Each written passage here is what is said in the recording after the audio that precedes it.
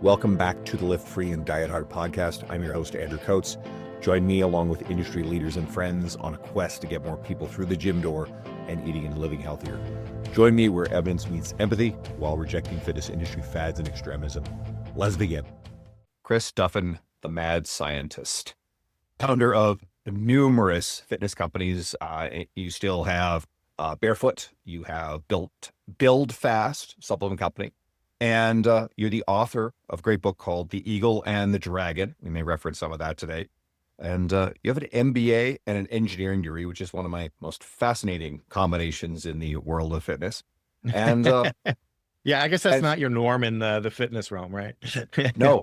And you're pretty iconic for your powerlifting career, world record lifts. Some of the feats of strength are pretty legendary. So it's great to have you back. Yeah, no, excited. It's been a while, and I love my Canadians. So Well, I think your life has been, and your career have been defined by one word. It's resilience. So we could preface this by, if someone doesn't know some of your backstory, you grew up at times in your youth effectively homeless. And I'm curious how that shaped some of the resolve and the character that would later forge, well, your career and your lifting performance. yeah, it certainly set the stage, and I didn't really understand the lessons that I was learning at the time that I was learning them. It was much later in life that actually, when I was kind of writing my book and doing these reflective lessons, that I really started putting that together, and also reflecting on like why I'd been such a high performer in the executive corporate world, doing turnarounds in automotive and aerospace and developing leaders. And the methodology and approach really, I think, evolved from those young years. And I tell that through like the opening of my book where I'm 6 years old. I've got a live rattlesnake in my hand because I was taught how to capture and handle live rattlesnakes. And you might be wondering, why is that? Well, my bed was, essentially a tree fort. So was my younger brother, who I was with at the time and needed to protect my entire family. We had beams lashed up in the trees, and that's where we slept tonight because there was rattlesnakes all around, and we lived in the woods, camping out. Not the campsite, the day campsites, like where you pay. Like this is long dirt roads. Then you're hiking in to find, this nice premium spot by a stream. And this is where we set up, where we lived at. And that's a lot of my youth. And this was in Northern California. Actually, in an area, there's a whole documentary movie series on this now on Netflix since we last spoke, called Murder Mountain. So if anybody wants to go check it out and then back that against like the stories in my book of talking about drug trafficking, serial killers, human trafficking, like it's all covered in that. And it's like, oh yeah, that's the stories Chris told, because we were literally 50 miles deeper and more remote than where that documentary series took place. And all those things I just mentioned did affect me. They did affect my family directly, like every type of trauma, in the book of all those different types. I have experiences with those. Like that is lived experience in my life dealing with that. But back to the rattlesnake story. I'm holding that, and that cold skin, it's wrapping around your arm, and you're looking at it, holding that rattlesnake right behind the jaws. And it's got those beady eyes. You're just and it's staring at you, and you're holding it. And I knew how to hold it because I was out on a walk with my brother, and I heard the rattles in the bush, and I had my stick with me to protect me, which has got a little fork at the end, and you tease it. The rattlesnake strikes, you pin its head, and you pick it up, because also this is going to be dinner that night. Rattlesnake's good. And you don't want to let it, bite itself and poison the tissue. But there was a lesson that I had to learn to manage that. And that lesson was around fear and understanding that if I had no fear, if I would be dead. Like if I didn't respect the power of those things rolling through me, of this being, this animal right here, its only intent at this point in time is to strike and kill me and escape its danger. And if I let myself be in a state of like, I have nothing to fear, like you're dead. But at the same time, if you let fear overpower you, if you let fear cloud the actions that you need to take and the steps that you have been taught to walk through, you are going to be dead. So it was a powerful lesson, just that one instance of managing that and learning how to manage and operate in a time where you've got these overpowering emotions and sensations coming at you, how to manage fear appropriately so that you can forge a path that is, one that provides value. Like at the end of the day, I was able to walk through that. We had a tasty, by the way, rattlesnake tastes amazing. We cooked that up on the fire that night. It was fantastic. We skinned it and dried it, and like my dad sold it for some goods in town later whenever we got a ride into town. So yeah, there's a lot of lessons in the course of that I didn't really grasp. And I can't say that, I'm romanticizing this. It's certainly the life that I lived. I would never imagine putting my own children through. At the same time, I do know that it was invaluable in what my experiences are and who I became as an individual. But I don't think you have to have like those types and depths of experiences necessarily to have, to take advantage of that. And that's why I tell the stories that I do or share that in my book, is walking through some of those pathways that you can put in place for developing resilience and understanding where you're at any moment in time. And it's really interesting because we're in fitness, even though, again, my background's, engineering, company turnarounds and MBA and all that. But I have done, as you know, I'm quite experienced in the fitness realm, and actually did 10 years of clinical continuing ed.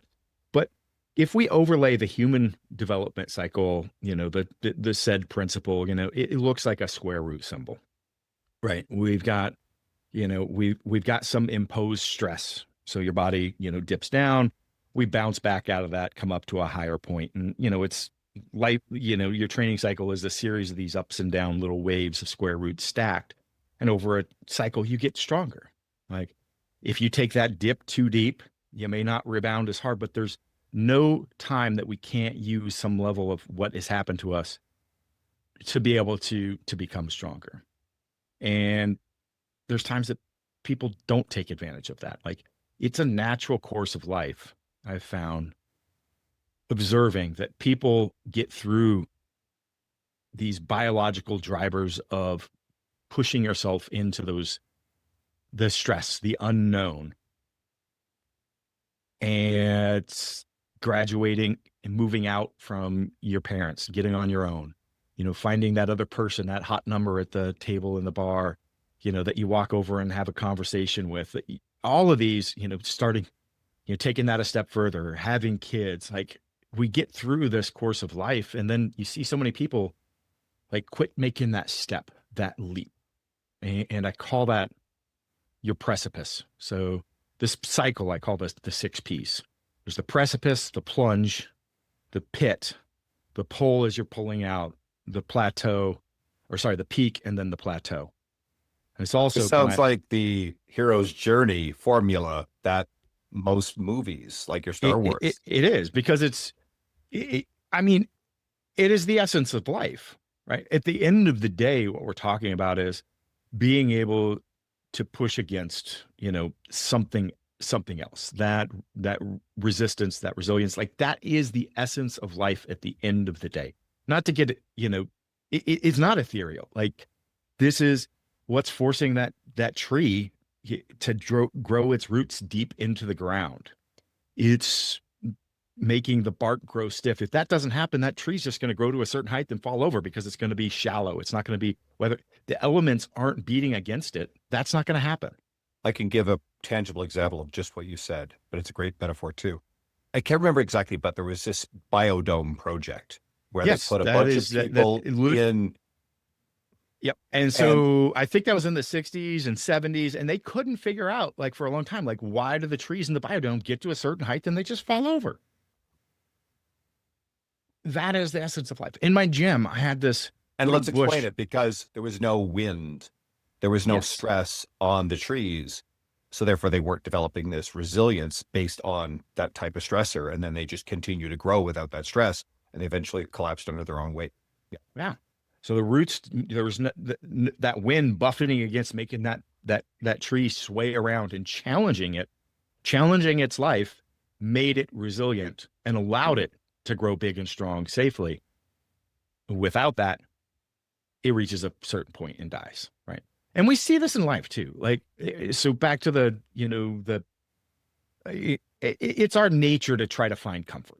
Like, that's human nature, is to try to find comfort. And there's these drivers early in life that make us leap, that challenge us, that drive us. But then there's a certain point of, it becomes something that you have to be purposeful about. You have to purposefully take action on these steps, because it won't come about. You have to wake up and go, I'm going to go to the gym. Well, it comes that way in all aspects of life: mental, emotional, spiritual, however you want to think about that. If you take that easy route and you have that opportunity where comfort, is there, you can do it. Just like it's training. Like, if I take a week off after I have a hard training session, I'm probably going to come back stronger, right? I want to come back to the gym with renewed vigor, more energy, motivation, better recovery. But I'm going to Hawaii day after tomorrow. If I stayed over there for 9 months drinking Mai Tais at the beach, what's going to happen? I'm going to get soft. And the same thing happens. And we see people that have that happen to them, and later in life, something happens. It's a family member that dies, or losing a job, or something like that. And they just don't know how to respond. Because here's the thing, like, life's going to come at you at some point. Stuff's going to hit you. So if you don't have something to work against, that tree working against the wind, your arm, it gets broken. What happens when you break your arm? Well, one, there's an imposed demand immediately on the bone tissue, and it starts to knit and heal.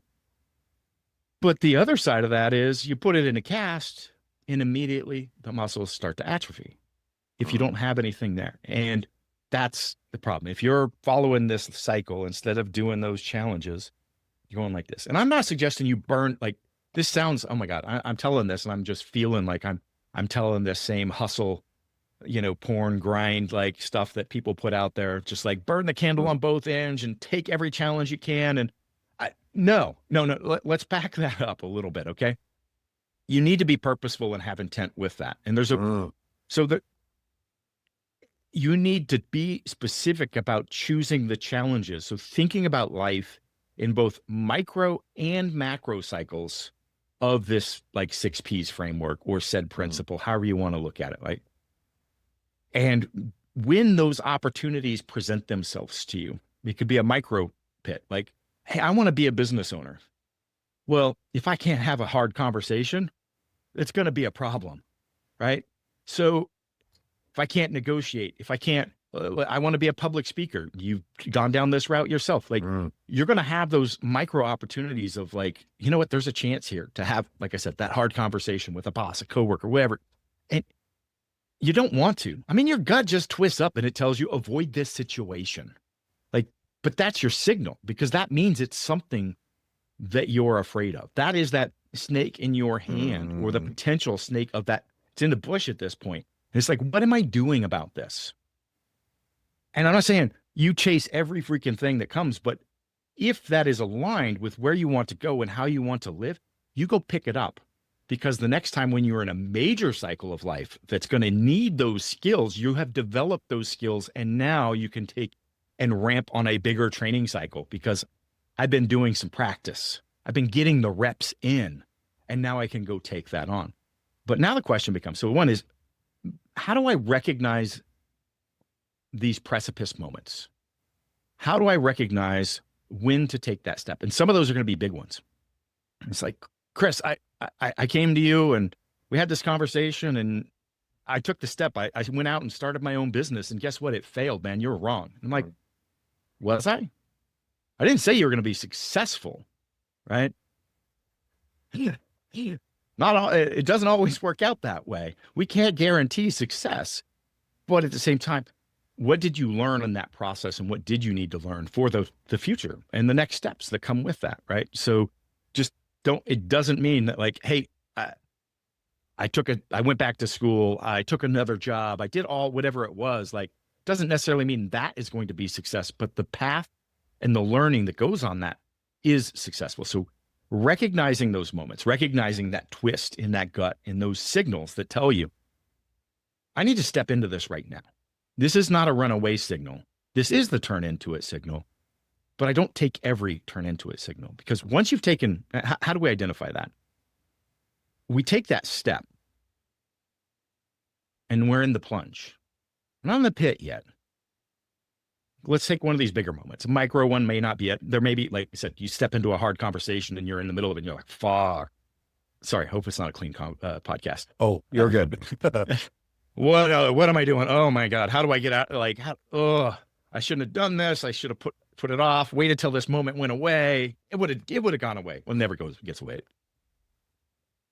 But in that moment, that's the plunge. That's the free fall. And that is the opportunity to look inward.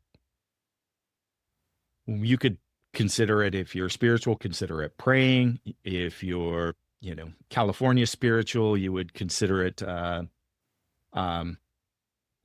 meditation. If you were like, it is spending that time diving deeper. So we'll take the example of depression. Because I'm going to say, like, you did something, you're in that plunge. Let's say you're experiencing the emotion of depression or shame, or that's a pretty common one. Like, if you dig deeper, start peeling back the layers. Like, why do I want to get out of this? What is this? What is the sensation, the emotion that I'm feeling? And then why am I feeling that emotion? And just keep pulling that back, because this is your opportunity to really learn more about yourself. And as you learn more about yourself, that's going to help you really better define your values, like the way that you want to live. How do you want to change the world? These things are really important to get that alignment, to make sure that we're making the right choices. And the plunge is the best time to do that, because it forces that self-exploration. And what we're taught to do is turn away from those emotions, to shut them down, to not have the fear, not have the depression. That's the messaging that we're told. And I'm saying, now, go into it. Spend some time in the sadness or the shame or the whatever it is that you're experiencing, because that is a path to yourself and better understanding that. It's going to help you in the future with your North Star, like your values, the most important guiding mechanism that you can. A quick sponsor break for my current aspiring coach listeners. This episode is brought to you by Train Heroic. If you know me, you know I only work with sponsors I use personally and where I know the people behind the product. Train Heroic is the best online coaching software in the industry. Not only is it a great platform for one-on-one coaching, it's fantastic for group coaching and selling standalone programs. Train Heroic is used by some of my trusted friends, so I switched my online group program here, and my members love it, raving about its ease of use. Having a dedicated app means far greater reliability for my clients and has been by far my best experience with any online coaching software. Train Heroic is a proven and stable industry leader, meaning it isn't going to suddenly disappear. One of the biggest risks in choosing an online coaching software. When you start a free trial today, you'll get 90 days free to experience why I love and trust this platform. You'll get full support from their team, who've been a joy for me to work with. And I trust Train Heroic and the people behind it. Here's how to activate your free 90-day trial. It's 2 important steps. Number 1, go to www.trainheroic.com/liftfree. Step 2, reply to the email you get. It should be trials@trainheroic.com, and let them know I sent you, or go to the links in the show notes. Do you think it's harder to get people to do that now, given the fact that we have so much distraction in our hands, people like all the things on our phones, the seeking of dopamine? Because as you're saying that, I'm immediately thinking that most people, there's an old experiment, most people have heard about this before, where people were left in a room and they had a choice between sitting in complete boredom and silence, or to actually administer electric shocks to themselves they controlled. And a strong percentage of those people wanted to shock themselves. I think men were worse for it than women. And apparently one individual shocked themselves a terrifying number of times in the study. There was one crazy outlier. Yeah, it is hard to really truly sit with yourself. And that's taken me out. That's something I've always struggled with. But there's a level of introspection, and this is an opportunity for that, right? Every step is recognizing number one is like how empowering it is to know where you're at. I mean, I've been through some pretty rough few years myself, and being able to just recognize like, holy crap, I'm in the pit now. I'm in like, this is just, because when you're in it, you're slogging through. You're like, there's no end. Why is life this way? Why should I continue? It sucks. But just being there and recognizing like, oh my God, I'm in one of those moments in life. I'm in the moment like, wait a minute. That moment is like, that's what every movie is about. That's what every book's about. And actually, let's get them a little more personal. Like, let's talk about like business books that behind you.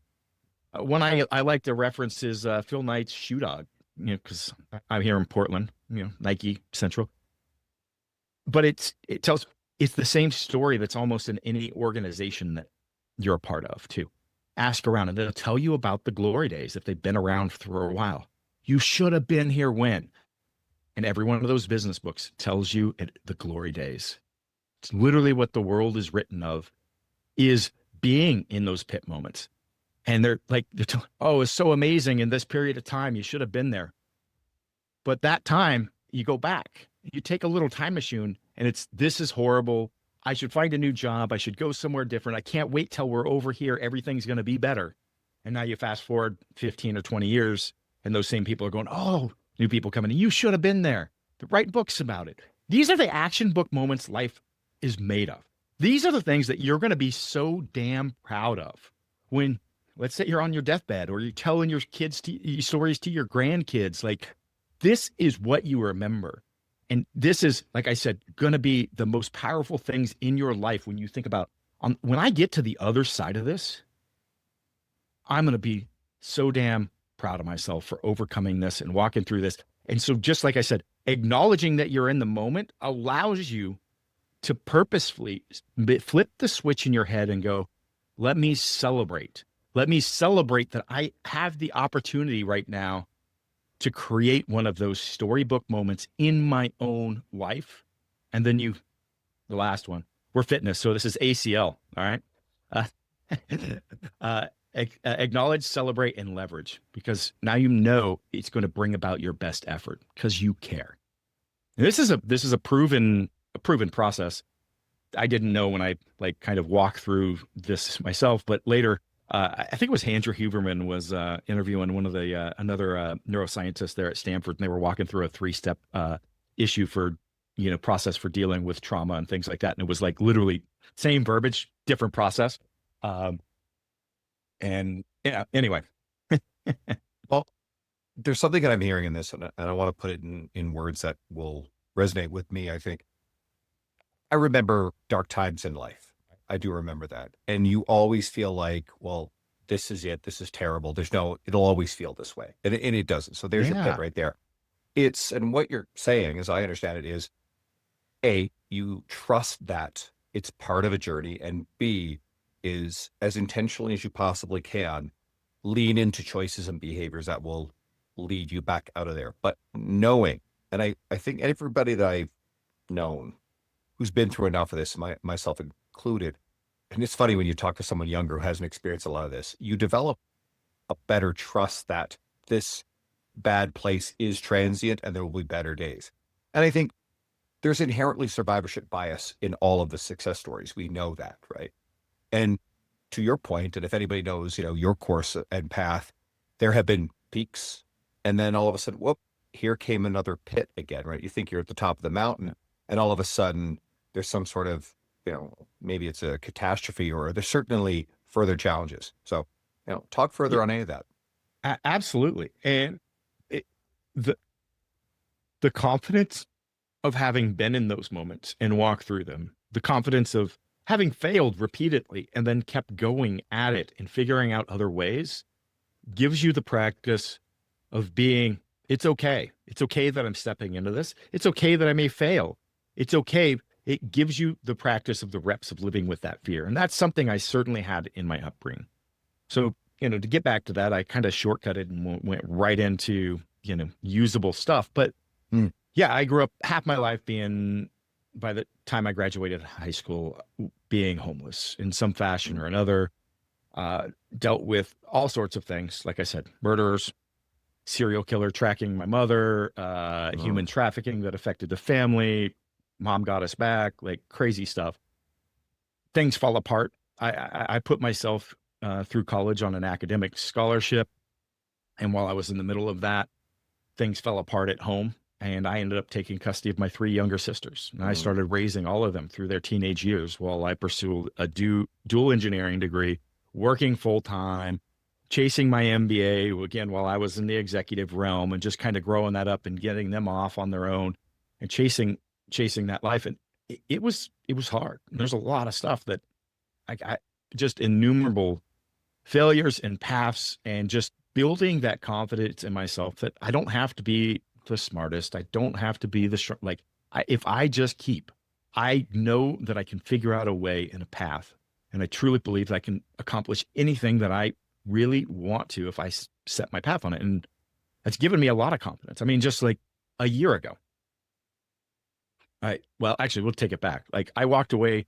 So I ended up developing a really great career. So I was a sought after corporate executive, as I mentioned early in this, doing turnarounds in the aerospace and automotive realm, had a house with a white picket fence, a couple kids, and I just didn't feel I was challenging myself in providing the value that I could in the world by doing just that. I felt that there was so much more, and I purposefully took the step, walked away from basically all of that, except for my kids, and, put my houses on the line, started a business. That's when I made the transition to fitness.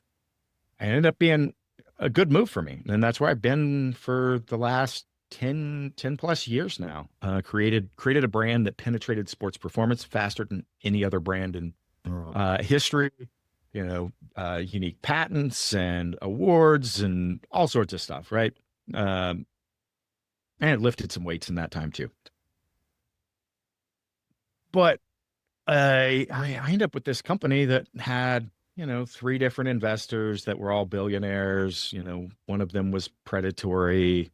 They all had in-house legal, and the economy was getting tight. And so one of them had the opportunity to do what he wanted, which was take possession of the company. And, there I am one day, I get a call up, like they called default on on millions of dollars that I owed them.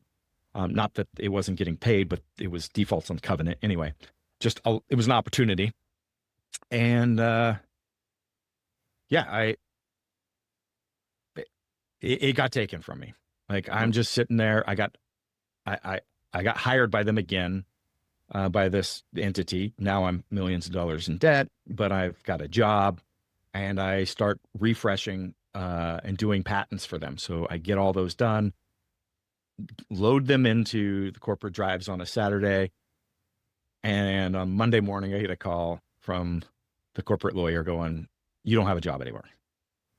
And then I get a call an hour later from people showing up at work going, "Hey, the semi trucks are here and they're loading up the entire warehouse and manufacturing facility, and they're telling us we all don't have jobs." And that was my Monday. I don't know where I'm going. I'm tons in debt. I have no paycheck. I don't know what I'm going to do. I don't know how I'm going to make my mortgage. I'm going to be on the street with, back like I was when a kid, talk about like shame, fear, all those sorts of things. But if you get those blinders on, that fear comes and blinds you with that snake, it limits the opportunities in front of you. You lock up. Like you don't know how to see the potential that is out there. And Tuesday I woke up and I talked to my wife, and I said, "This is the best thing that could have happened. I'm so freaking excited." And it was. It ended up being the best thing that could have happened for me. She must have been looking at you like you're crazy. But we sync together really well. Yes, we have a shared values and vision on things. And Everything's an opportunity. And you can, when you get stuck in these fear pathways, you start focusing on all the things. What if this goes, then this happens, then this. And like you said, you're not in that instance, it would be me, how, I, how are we going to get a rent in an apartment? Cause we're gonna lose the house, but then we don't have income. So we can't do like, you just start like all these sorts of things and you can't think. It shuts down your your creativity. And again, your ability to see all the pathways in front of you.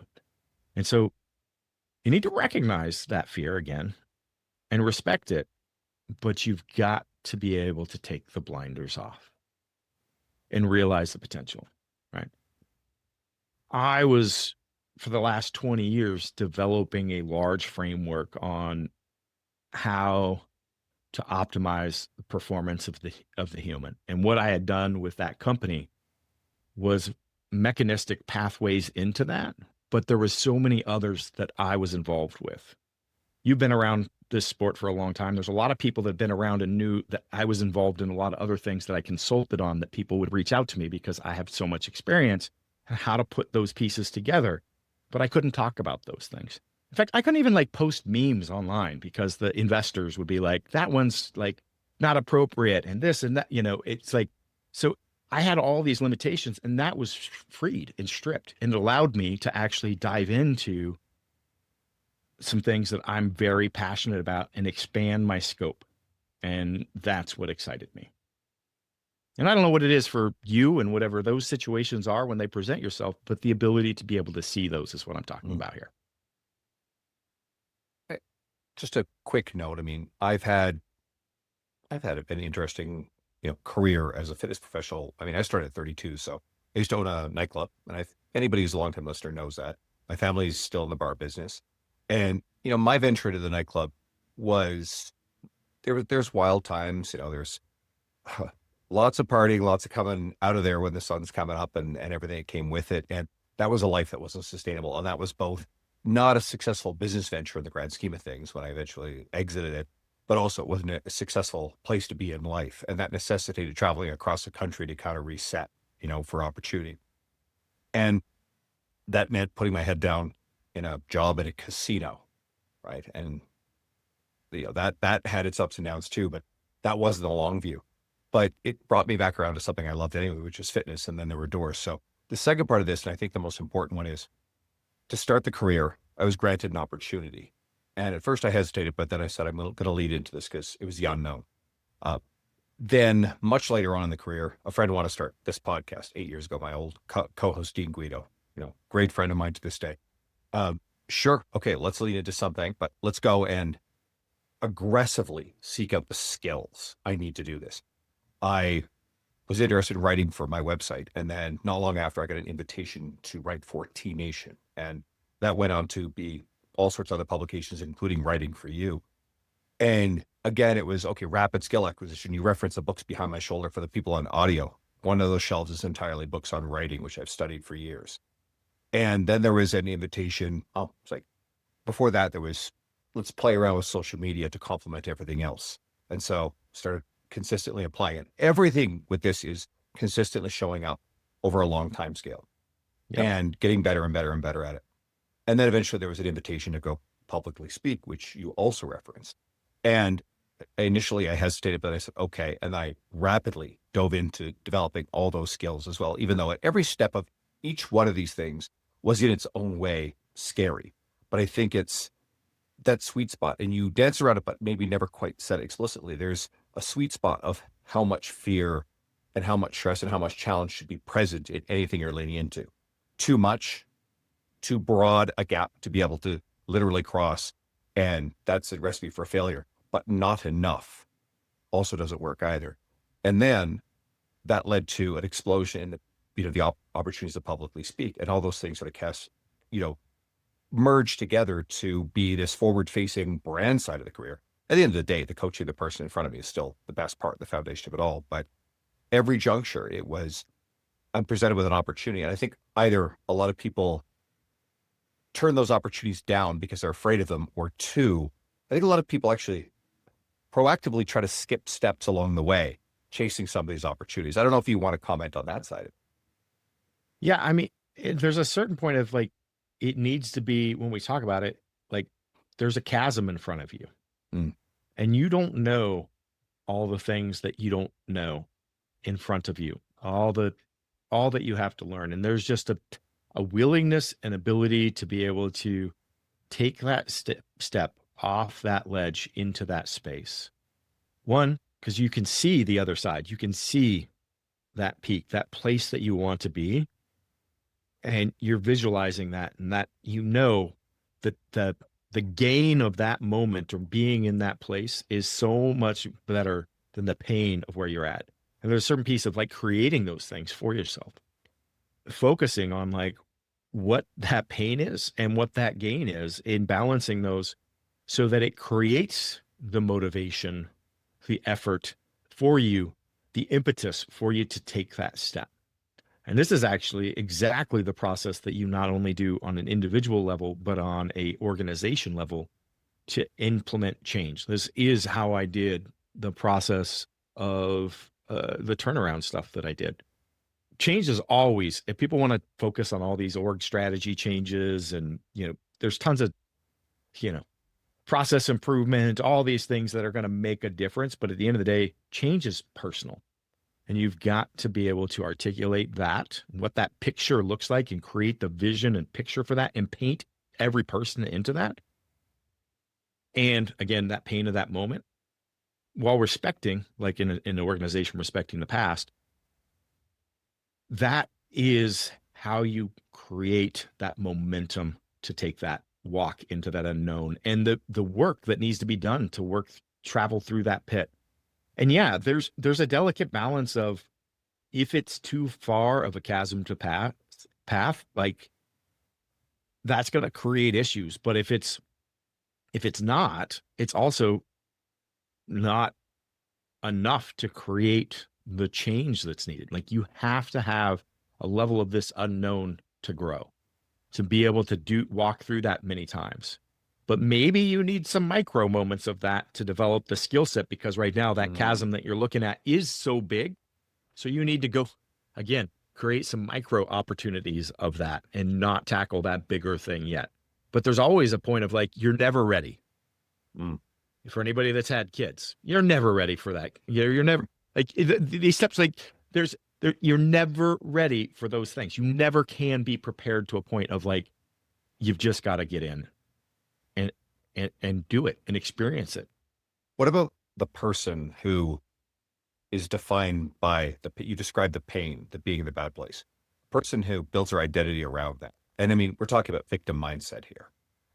Because, my theory, I think this is pretty solid, is that those people are actually afraid of generating proof that they actually have some agency over their situation or outcome. So as long as they don't act, then it's very easy to say, well, it's beyond my control. I'm a victim of my circumstance. And then develop a list of these socially acceptable narratives and circumstances that defines what ultimately comes down to an unwillingness to put in the effort to change. Yeah. It's no different than, the person that defines themselves as, I am the person with back pain that's going to be dealing and living with this, versus I am a person that has back pain and I'm going to figure out the tools and methods to be able to manage this and come through. I don't know that my language or what I have to say is ever going to make an impact on somebody that has the approach of living in that victim mindset. And I that is a place that you cannot move. You cannot move forward from. Like, this just, you have to be out of that place to be able to move forward, because this is a willingness to take ownership of every part of this, including the failure, because that is, you have to step out of defining yourself. And I think you said it perfectly. I think it can start with separating your identity from whatever you're experiencing, whatever the challenges, the difficulty. And that analogy was absolutely perfect. Let's tap into some of this stuff and how it applied to your strength career.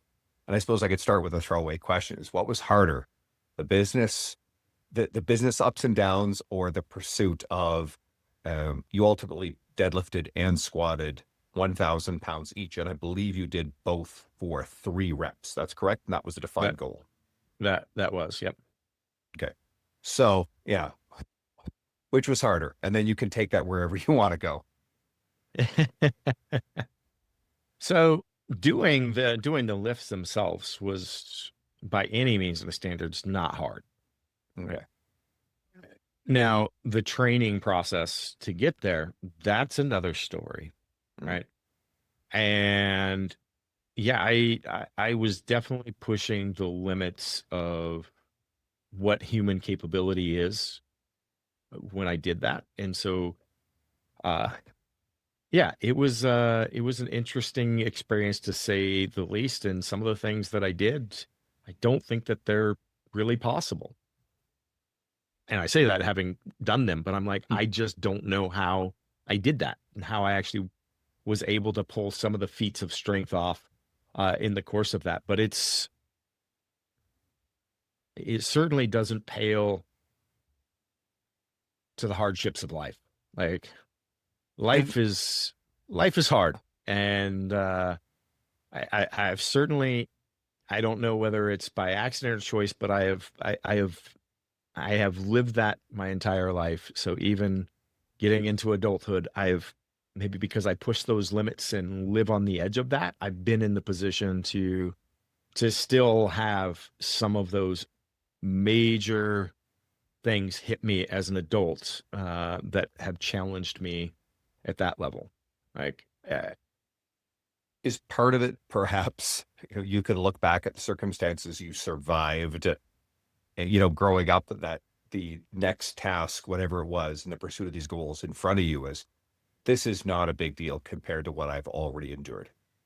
yes. And so it's allowed me to walk myself into some corners. Like I remember when things shifted with the economy, maybe it was 20, I literally, I broke ground on my house, for example. Mm. This is prior to the failure of, the company being taken, but uh, decided to remodel my house because the company was growing first and I had some projects. I'm an engineer, right? And I build things. And so the company was originally started out of my personal machine shop at home. And then as it moved, my machine shop moved into there, and so did my projects. And then as the company grew, my partners are like, there's no space for your creative stuff. This has got to go. And so it's like, oh, I guess I'll have to buy a new home. Like, well, that didn't work out. All right, I'm going to add on to my house, and there's just no room to do it. I know it sounds silly, right? Well, I figured out a way. It involved, hauling 50 dump truck loads of dirt off of my property, digging under my house, which is a multi-stage project that nobody felt that could be accomplished uh, because it had to, yeah, super complicated. But I essentially ended up building a house on top of and under my house. Very, very challenging engineering feat in solid bedrock. It is brutal. So we spend 4 weeks digging that hole. And again, there were some economic shifts post pandemic, and I have to have a hard conversation with my partner. I'm like, yep, we got to quit paying ourselves. We've got to.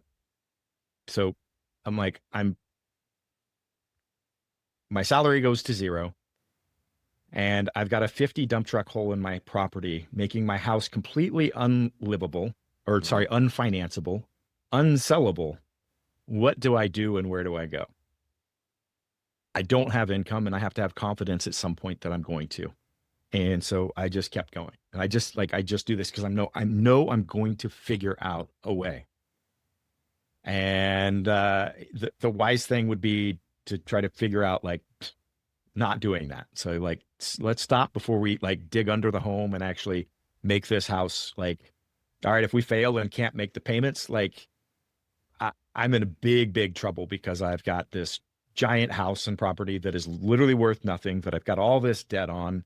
I'm going to get sued up the wazoo by the homeowners association, the mortgage company. Like, I should probably just not do it. But no, I'm just dumb enough. I'll just keep fucking taking the step because I'll figure out a way, right? And I won't go into the whole scope of that project, but it got crazy, it got tight. There was times like maybe I was, broke down in a corner crying, like, I'm not sure where I'm gonna get out of this. I don't know what's gonna happen. But yeah, I kind of put myself in those situations probably because I have too many wins, and then it builds confidence, and maybe I overstretch. A quick break from this episode to shout out RP Strength and the RP Hypertrophy app. I have a big confession. I've never used a coach before. I've always auto-regulated my training for decades.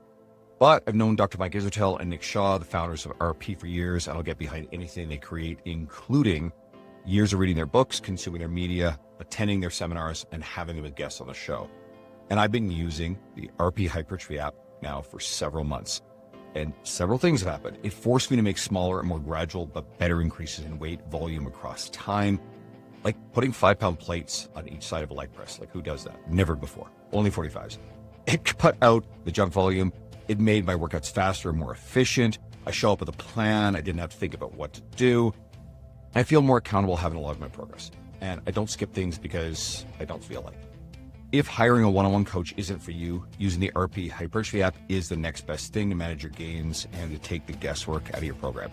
There's a 30-day money-back guarantee, so you can try it risk-free, and if you don't like it, they'll give you your money back.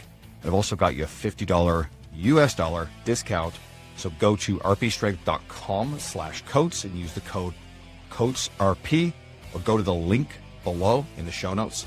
That's rpstrength.com/coats and use the code COATSRP. How do you guard against hubris like that? Because that's what you're alluding to. Yes. Yeah.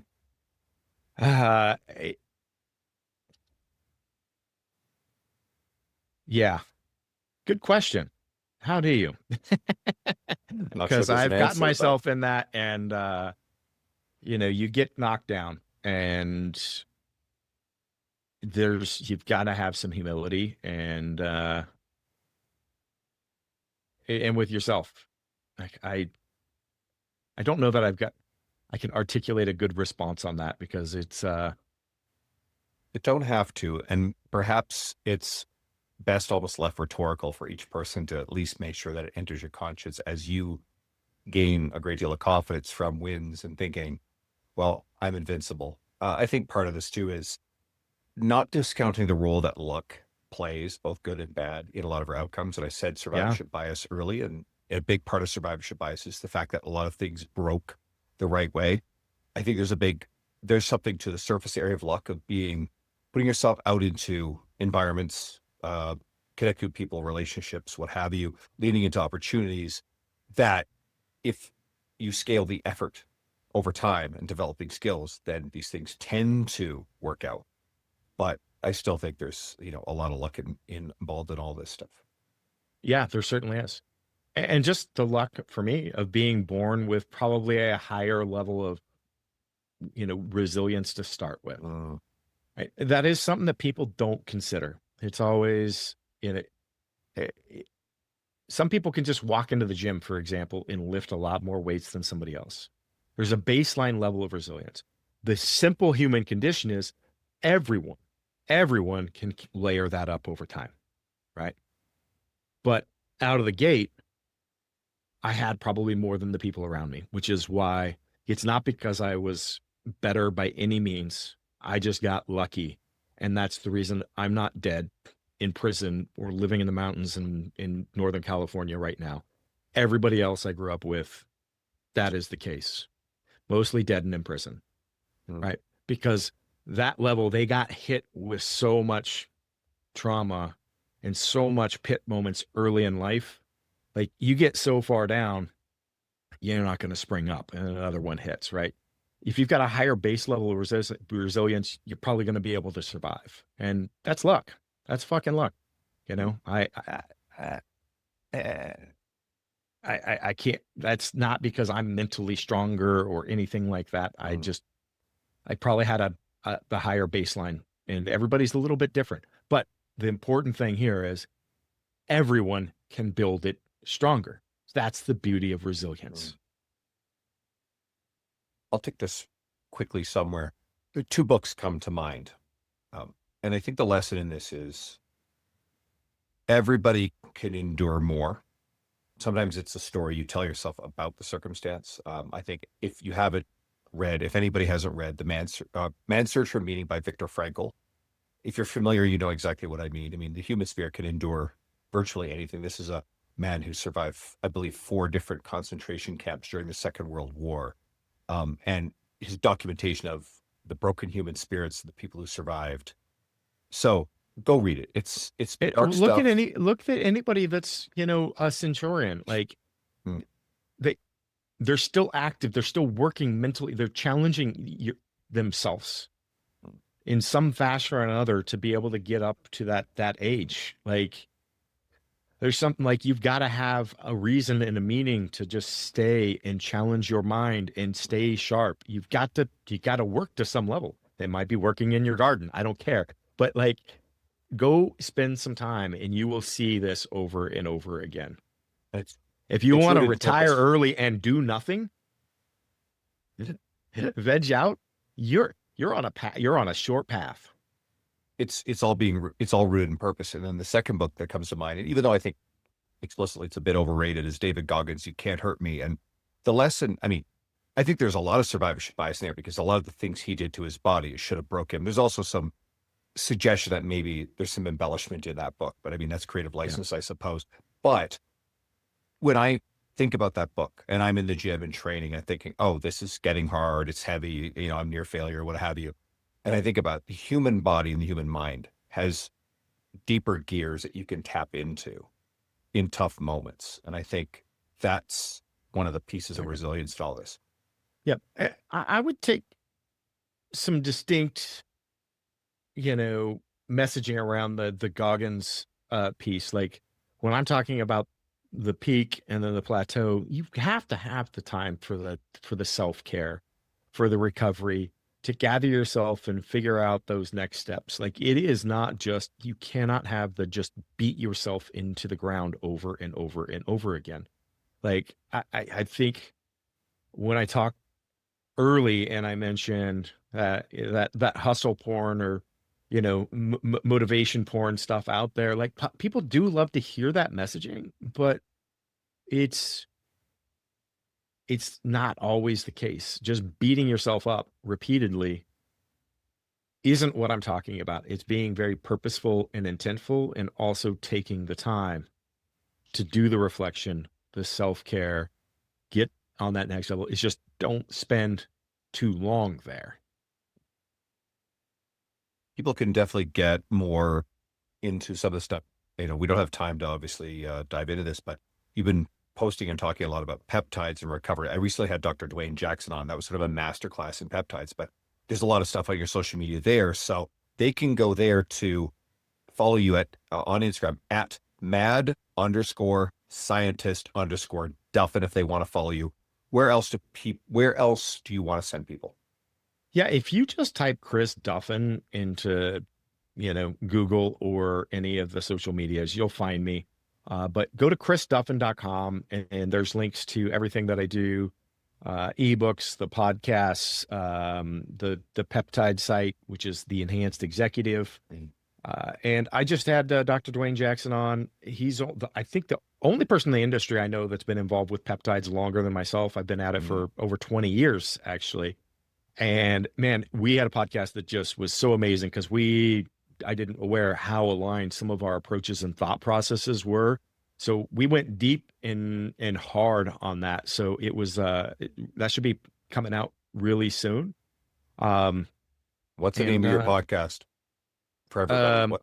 Yeah, The Architect of Resilience. There we go. So yeah, the things that I talk about is optimizing your physiology, developing that resilience, and also using peptides, supplements, and other modalities and how they interact together so that you can actually improve your mental clarity, your cellular health, your cognition, like all these things. Thus, the Enhanced Executive. You can think about the boardroom athlete, however you want, but this is the work that I do, is allowing people to live the best quality of life and developing resilience across the board in that manner. Yeah. Check it out, chrisduffin.com or shop.enhancedexecutive.com.